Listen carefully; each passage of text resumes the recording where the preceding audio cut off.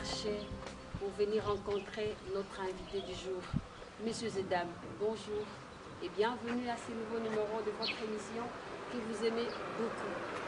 Alors, ici nous allons découvrir, vous allez découvrir avec moi un grand monsieur, un citoyen congolais qui a représenté valablement la République démocratique du Congo à l'extérieur du pays, de par ses potentialités, de par ses compétences. Je vous assure que la République démocratique du Congo a des potentialités, a de messieurs potentiels, de dames potentielles que vous découvrirez dans cette émission Trajectoire. Ici, c'est sa résidence à Ngaliema, dans la ville-province de Kinshasa. C'est un Congolais, c'est un patriote. Il s'agit du professeur Nolam Ngopoué, Pierre-Édouard, que nous allons découvrir ici, dans la ville-province de Kinshasa. Suivez-moi.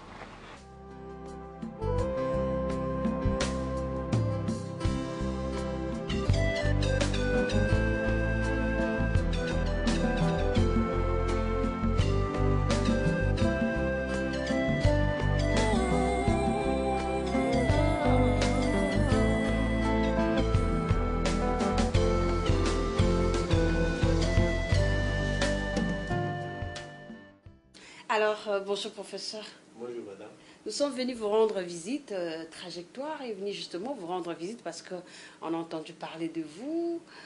Vous êtes maintenant un ancien secrétaire général assistant aux Nations Unies. Parlez-nous un peu de votre fierté, personnellement, comment vous vous sentez? Merci beaucoup.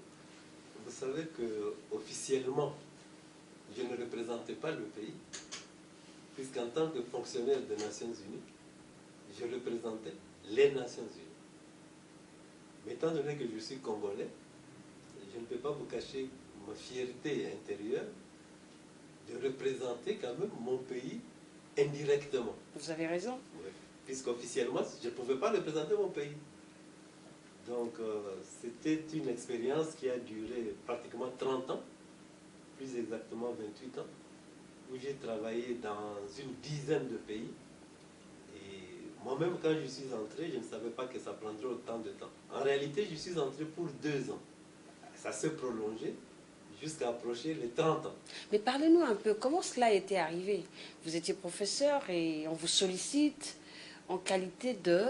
Et puis c'était en fonction, sur base d'un concours, je ne sais pas moi, le profil. C'est une histoire très étrange qui montre quand même que dans la trajectoire de chacun de nous, il y a plusieurs ingrédients qui jouent. Certains dus au hasard, certains dus au talent personnel, certains dus aux appuis d'autres personnes. Ce qui s'est en réalité passé, c'est que au moment où j'ai terminé mon doctorat à l'Université de Californie à Los Angeles, aux États-Unis, je préparais en même temps une maîtrise de santé publique. Il s'est fait que mon directeur de mémoire en santé publique avait un contrat avec l'UNICEF. J'étais son assistant et il y avait une consultation, un travail sur les maladies diarrhéiques des enfants, etc. Au moment d'aller présenter les résultats à New York, le professeur est tombé malade. Comme j'étais un de ses assistants seniors, le plus gradé, il m'a dit, mais toi tu peux aller présenter les résultats à New York. De Los Angeles à New York, c'est un vol de 4 heures de temps. Donc je suis allé à New York, j'ai présenté les résultats. Et les gens à qui je présentais les résultats m'ont demandé si ça m'intéressait de travailler à l'UNICEF. Ah d'accord. Donc je leur ai dit non, moi je suis en train de terminer mon doctorat.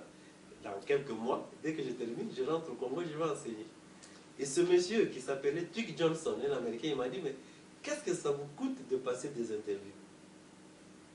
Donc j'ai fait des interviews avec des personnes que je ne connaissais pas, plusieurs personnes. Et comme je ne cherchais pas du travail, j'étais tout à fait à l'aise dans mes interviews. Cette interview était pour moi une conversation normale. Ah d'accord. Or, dans une conversation normale, vous n'êtes pas stressé, vous êtes à l'aise, vous avez toute votre acuité intellectuelle. Ce qui fait que mon interview a épaté toutes les personnes qui m'ont interviewé. Et à la fin, le monsieur m'a dit non, tout le monde est très satisfait, il faut que vous travailliez à l'UNICEF. Moi, je lui ai dit non, malheureusement, dès que je termine, je rentre au Congo. Et c'est ce qui s'est passé. J'ai terminé, j'ai eu mon doctorat, je suis rentré au pays, à Lubumbashi, j'ai enseigné à la faculté des sciences sociales et j'enseignais aussi à la faculté de médecine. Et au bout de 2 ans, j'ai reçu un message me demandant si je voulais aller à l'UNICEF. Comme je commençais déjà à avoir quelques problèmes à Lubumbashi, je me suis dit, pourquoi ne pas y aller? Ne fût-ce que pour 2 ans. Je suis allé aux Nations Unies pour 2 ans, et les 2 ans se sont transformés en 30 ans. Mais professeur, c'est quelque chose de très important, ce qui nous a tiqué dans cette émission Trajectoire. Mais dites-nous un peu, votre adhésion aux Nations Unies, il n'y a eu pas des opposants qui se sont dit, bah, tiens, pourquoi il vient ici? Non, non, non. Tout le monde était satisfait? Mais Quelle a été la vraie raison? Non, mais il ne pouvait pas y avoir d'opposants, puisque c'est le système des Nations Unies. Et j'ai été choisi en tant que Ngokwe, pas en tant que Congolais. J'ai été choisi en tant que Ngokwe, je suis allé en tant que Ngokwe. Vous avez plusieurs cadeaux que vous avez eu à recevoir lors de votre passage pendant ces 30 ans au niveau des Nations Unies. Quels sont les soubassements? Oui, la réintégration après 30 années se fait progressivement. Ok. Je dois d'abord dire que pendant ces 30 années, je revenais parfois au pays. Je revenais tous les 2 ans. Quand il y avait une situation de guerre, bien sûr, je ne pouvais pas revenir, mais je revenais de temps en temps. Mais jamais pour plus de mois. Ce qui fait que c'est la toute première fois que je passe 3 mois au Congo, en 30 ans. Généralement, je passe beaucoup moins de temps. Donc, ce qui fait que je n'étais jamais coupé des réalités du pays. Et depuis une quinzaine d'années, avec la montée de l'Internet, les facilités de contact avec le pays sont là. Et puis j'ai toujours ma famille ici, j'ai mes amis. Alors, professeur Ngokwe, nous sommes très émus en tout cas de vous recevoir dans cette émission Trajectoire, parce qu'on parle des personnes qui font la fierté non seulement du pays, mais qui font la fierté, n'est-ce pas, de leur famille aussi. Mais vous êtes actuellement, après 28 ans ou 30 ans de carrière professionnelle à l'extérieur du pays, vous restez professeur. En même temps, vous êtes un jeune pensionné. Parlez-nous un peu de vos œuvres, vos médailles, vos mérites que vous avez eu, n'est-ce pas, récoltés à l'extérieur pour l'honneur de vous-même, aussi de la RDC. En fait, 30 ans dans la vie d'une personne, c'est beaucoup. Et en ce qui me concerne, c'est pratiquement la moitié de ma vie. Donc, au cours de cette trajectoire de 30 ans, j'ai eu à travailler dans une dizaine de pays. Et dans tous ces pays, aussi bien mon épouse que moi-même, nous sommes toujours intéressés à l'art. Ah d'accord. Oui, oui. En fait, ce que j'ai remarqué, c'est que dans tous ces pays où nous sommes passés, nous avons laissé un peu de nous-mêmes. Ah d'accord. Parce qu'on a laissé des amis, on a laissé des souvenirs. Ah d'accord. Mais nous avons aussi ramené de ces pays des objets. Des objets qui sont comme des résumés d'émotions et qui nous rappellent le moment que nous avons passé dans ce pays-là. Et d'ailleurs, j'aimerais bien vous faire visiter certains de ces éléments. Avec comme vous savez, ça c'est notre résidence à Kinshasa, mais nous habitons aussi aux États-Unis, plus précisément à Philadelphie. Ah, et là aussi, nous avons certains objets. Ah d'accord. Mais je voudrais au moins vous faire visiter ceux que nous avons ici. Avec plaisir. Voilà. Donc, nous allons commencer par ici. Ça, c'est l'art ivoirien. Donc, il s'agit de personnes qui sont supposées protéger la maison. Je n'ai jamais compris pourquoi ces personnes portent les casques coloniaux. Mais en tout cas, c'est typique de l'art ivoirien des grands bassins. Bon, ça c'était un coquillage du Mozambique. Mais ce que je voulais vous montrer, c'est ceci. C'est très précieux, avec tous ces détails. C'est en fait le trône du roi ghanéen. Ah d'accord. Oui, c'est une miniature. Là aussi, c'est un cadeau? Oui, c'est un cadeau. Ça, c'est quelque chose à quoi je tiens beaucoup. Pyramide? Oui, c'est une pyramide en malachite. C'est votre couleur préférée? Le vert, avouez quand même que le vert a quelque chose de romantique, quelque chose de spécial. J'aime le vert. D'ailleurs, je suis habillé en vert. Ah d'accord. Vous ne m'avez pas triché? Non. Ah, voilà, ça c'est un petit tableau. Ça c'est dans New York. En fonction? Oui, en pleine fonction aux Nations Unies. J'étais en train d'expliquer quelque chose au niveau de New York, au cours d'une réunion. Mais vous voyez mon sourire, là, comme d'habitude, je suis optimiste, même quand je parle de problèmes difficiles. Abeti me rappelle quand j'étais à Lubumbashi. Abeti est venu à Lubumbashi à un moment où j'étais en deuxième graduat. Ok. Et je me souviens très bien qu'Ibambichine, toi, qui Ah, était à Lubumbashi à l'époque, la présentait. ok. Et les gens n'aimaient pas beaucoup la musique d'Abeti, puisqu'elle parlait de Makayabo, des choses pareilles. On dit, mais c'est quelle musique ça?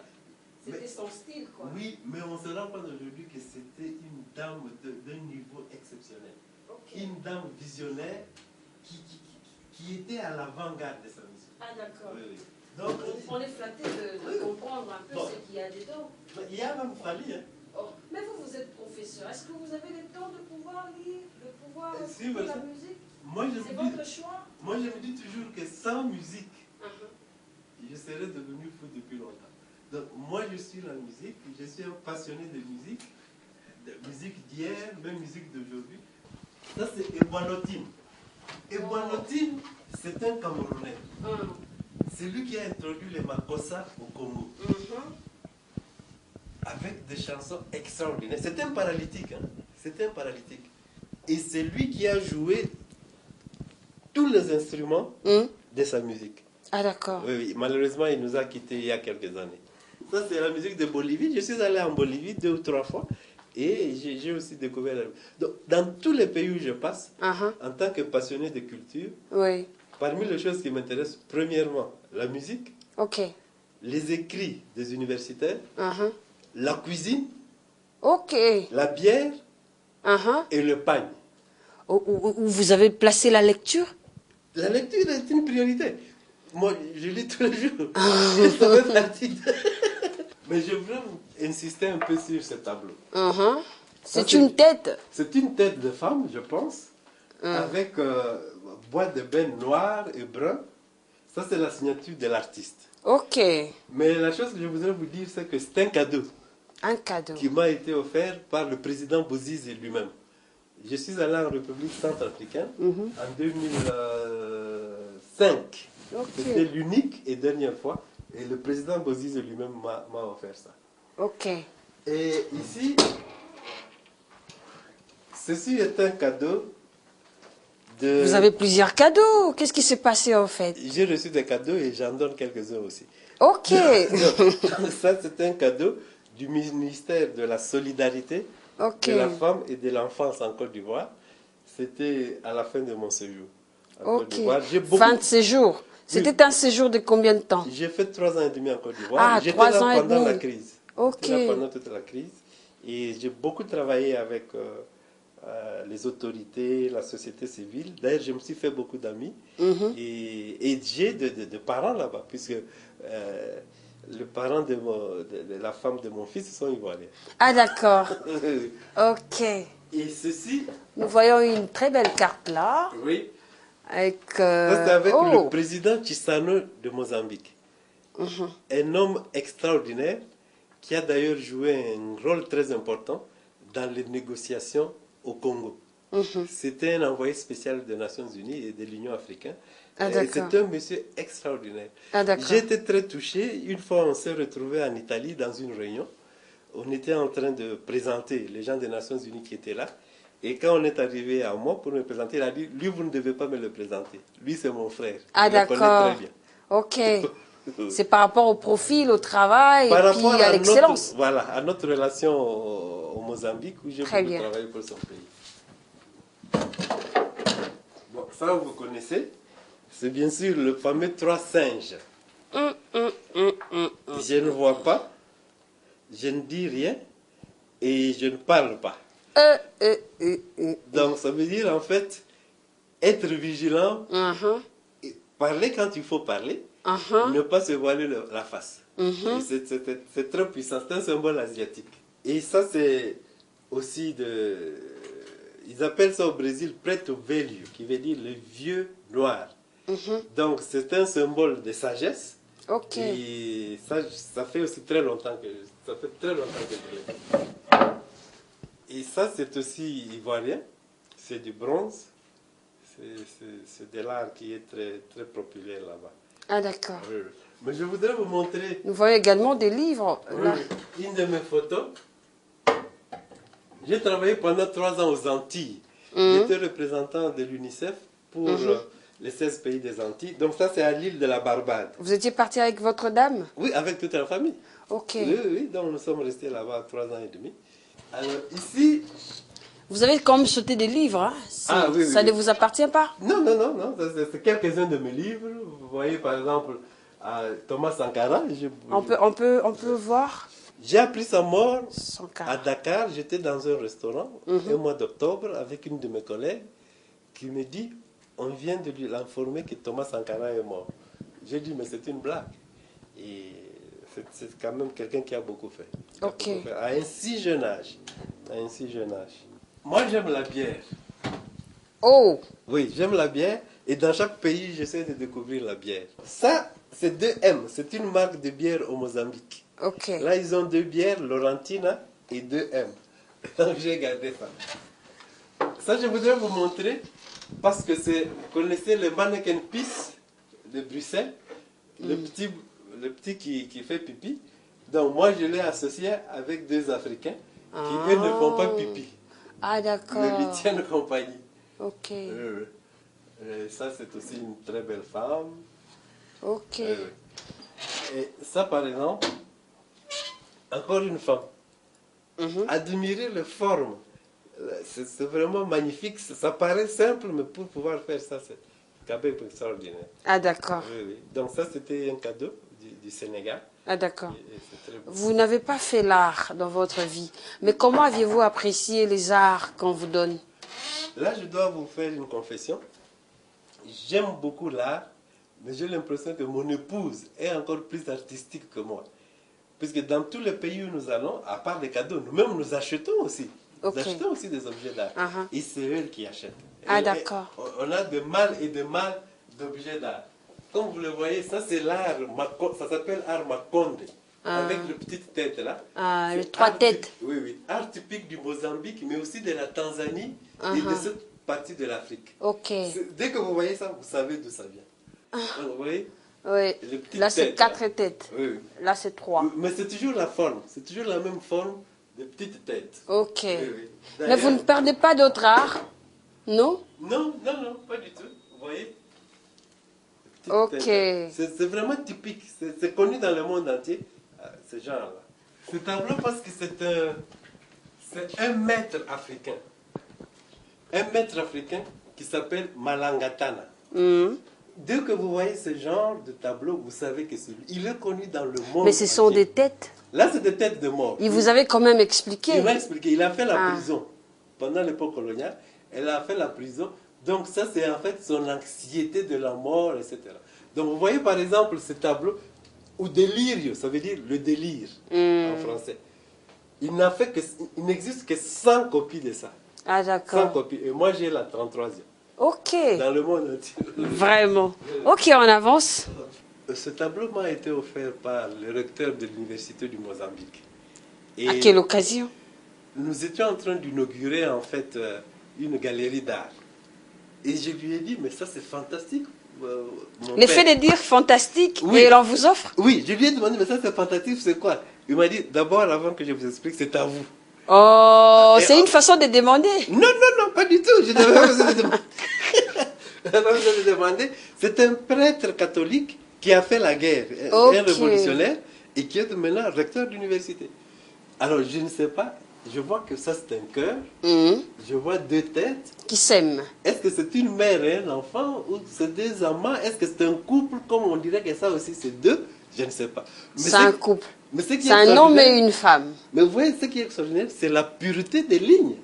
C'est vraiment simple. Mais moi, je ne peux pas le faire. Ok. Je crois que madame, malgré vos talents, vous ne pouvez pas le faire non plus. Donc, ce n'est pas mon domaine. C'est de l'art. En tout cas. C'est fantastique. Ok. Et ici à côté, ça c'est chez nous. Ça c'est le Katanga, ça ce sont les frères Tchenge, qui ont aussi fait la fierté de notre pays. Et j'adore ce tableau. Je crois que c'est un couple, un homme et une femme, avec des lances.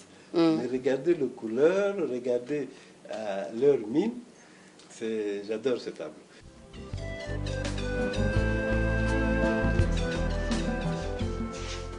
Ça, c'est notre petite cuisine. Ça, c'est thaïlandais. C'est thaïlandais. C'est la deuxième fois de ma vie d'ailleurs que je suis monté sur un éléphant en Thaïlande. La première fois, c'était à Sri Lanka. Je suis monté sur un éléphant. Oui, oui. Là, c'est voyez de fruits et tout ça. Ça fait comme ça égaye un peu l'atmosphère, quoi. Et là, c'est les ailes. Oui, c'est l'ail et le piment. Oups, je casse tout. L'ail, le piment et le maïs. Je voudrais vous montrer un peu un petit magasin ici. Ça, c'est par exemple des coquillages. J'adore ça, puisque vous pouvez garder des bijoux ici ou garder n'importe quoi. Et c'est ça. Et ici, par exemple, c'est des cassettes. Toujours la musique. La musique, il y en a plein. Il y en a plein. Moi je suis un mélomane. Oui. Moi, je suis un grand mélomane. Et vous voyez, regardez-moi ça. Ok. C'est rigolo. Oui. FM Academia, ça c'est des Ah. musiciens congolais qui sont en Tanzanie, Ok. qui font la rumba en Swahili. Ok. Oui, oui. Mais vous n'avez pas Papa Wemba, nous avons perdu. Oui, j'ai Papa Wemba que je connais même personnellement. J'ai toute la musique de Papa Wemba. Et toute la musique, voilà, Rochero, Il Divo, vous connaissez Il Divo. Donc, ça c'est la musique du Cap-Vert. Ah, d'accord. Ça c'est la famille Zacha. Et ça c'est notre grand, vous reconnaissez Sam Mangwana. Sam Ouais, ouais. Mangwana. Donc moi je suis un très grand mélomane, j'adore la musique. Et Papa Wemba. Mais la perte de Papa Wemba, comment avez-vous trouvé ça? Parce que vous avez sillonné l'Afrique. Oui, la perte de papa et maman m'a affecté, m'a beaucoup affecté. C'était un géant de notre musique. Et le fait qu'il meure en Côte d'Ivoire, pays Là où vous avez travaillé. à deux reprises, de 2000 à 2002 et de 2010 à 2014. Ça, c'est mon deuxième pays. J'ai des petits-enfants qui sont ivoiriens. Les enfants de mon fils, ce sont des Ivoiriens. Donc, ça m'a beaucoup touché. Et je sais comment il est apprécié en Côte d'Ivoire. Et j'ai vu comment les Ivoiriens l'ont honoré. Ah, d'accord. J'ai eu l'occasion de le rencontrer personnellement à deux reprises, à la maison chez moi, en Guinée. À quelle occasion? Il était venu pour un concert. C'était quelle occasion qu'ils vous réunissaient là? C'était à l'occasion en fait d'un concert pour la mobilisation de ressources pour l'enfant. Ok. Et il est venu. Je l'ai reçu chez moi à la maison, en même temps que le Wenge Musica d'ailleurs. L'époque du grand Wenge quand ils étaient encore ensemble. Donc c'est quelqu'un que j'ai eu à beaucoup apprécier et j'apprécie énormément sa musique.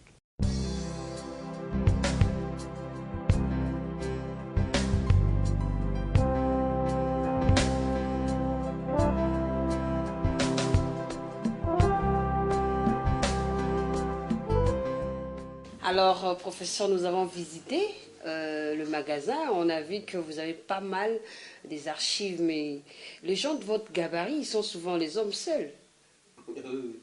Non, en fait, je ne suis pas seul. Et parce que j'ai ma famille, j'ai mon épouse et j'ai des enfants. Et je dois dire aussi que quand on parle de trajectoire, c'est un itinéraire. Bien sûr. C'est un parcours. Et heureusement que nous avons des photos qui nous permettent de capturer certains de ces moments. Et d'accord. j'ai quelques-unes de ces photos ici. Ça, c'est une photo de Lubumbashi. Et celle-ci, c'est à Los Angeles. Nous étions en fait à Disneyland avec mon épouse. On était en train de visiter. Et ce sont de très bons souvenirs. Et celle-ci aussi, j'étais à une plage qui s'appelle Santa Monica, à côté de Los Angeles. Ça, c'est une photo avec le président du Bénin, le président Nicéphore Soglo. Et ça, c'est une photo avec la vice-présidente de Gambie. Je suis allé là en mission. Et celle-ci, c'est une photo avec le roi du Cambodge que je visitais. Et toujours dans les occasions des services. Des services. D'accord. Ça, c'est une rencontre du président du Mozambique.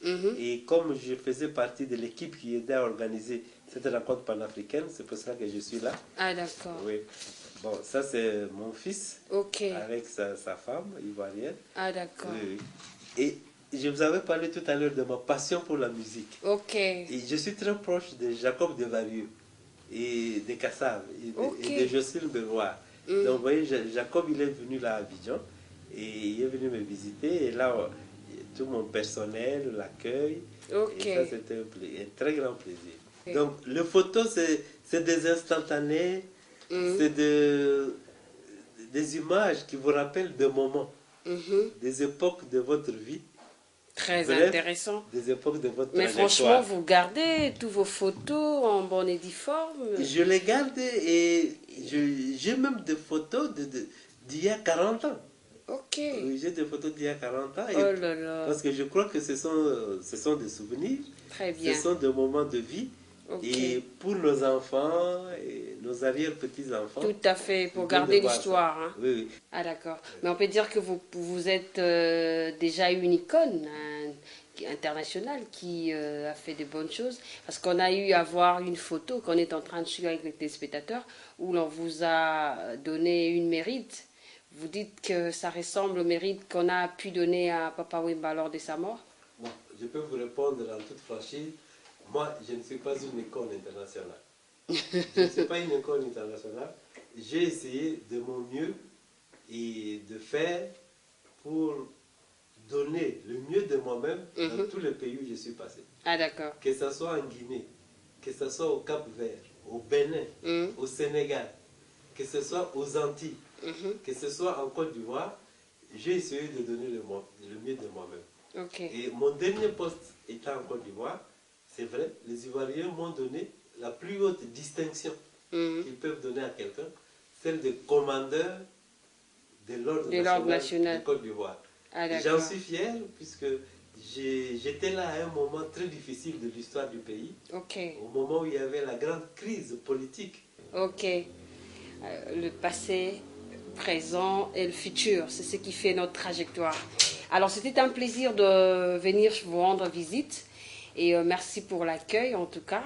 Mais seulement un élément, je ne sais pas, tout ça là. Pourquoi? Et si aujourd'hui, l'on vous demande encore de travailler pour le pays, même si vous exercez votre profession en tant que professeur, comment allez-vous réagir?